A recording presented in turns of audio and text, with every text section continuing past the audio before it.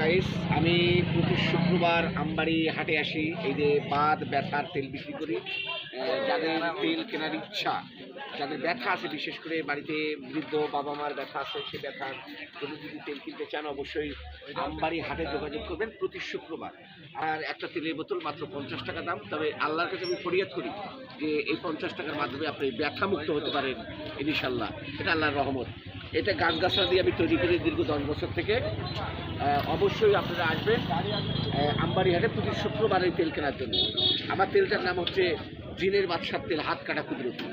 আমার তেলটার নাম হচ্ছে এইটা। তো আপনাদের যাদের ব্যথা আছে অবশ্যই আপনারা যোগাযোগ করবেন আমবাড়ি হাটে।